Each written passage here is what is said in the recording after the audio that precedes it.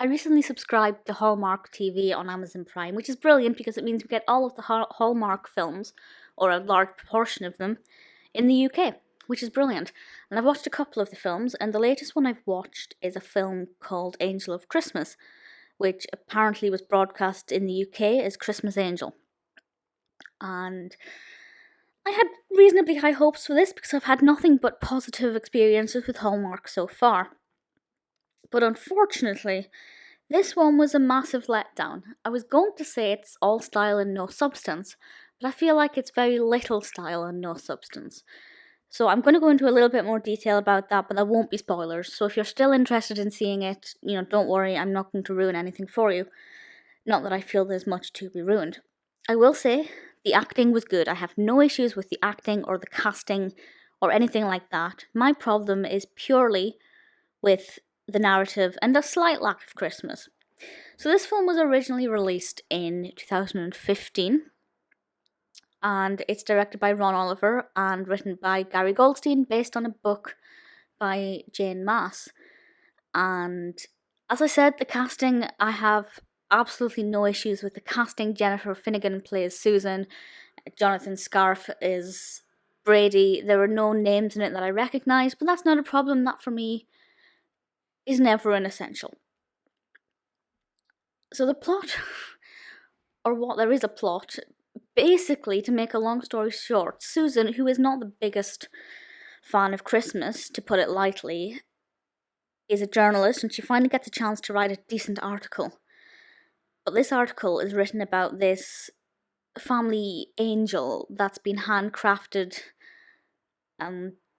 or carved out of wood by her great-grandfather, and it's supposed to be this, family heirloom that's passed down from generation. And that's one plot thread, a very minimal plot. And the second aspect is that she meets a romantic interest and they don't hit it off, or one side of them doesn't hit it off straight away. So there's a lot of will they, won't they, and what is this Christmas angel? Now the first problem is I don't care about this Christmas angel. I feel like it's a half-baked idea. So the concept of having this wooden angel that's passed down from generation to generation is lovely. That is such a lovely idea. And on paper, it sounds great. But the execution of that aspect of the narrative was so dull. There was no real emotion in the words. There was no real emotion in their actions. And again, I don't think that's a performance problem. I think it's the way the narrative has been written. And I am strictly speaking about the film. I haven't read the book. I imagine or hope the book is better. The angel itself looks nice enough. It's very pretty, but there wasn't enough backstory about it. And a lot of it is about the quest. Her great-grandfather's quest to how this angel came about. And I feel like they injected those aspects to give it a sentimental element, but it didn't work because they injected them with such force, and the scenes themselves were not very emotional and not very interesting. So the angel aspect of it I just thought was so underdone, underdeveloped. It didn't pluck at the right emotions, and I just didn't care.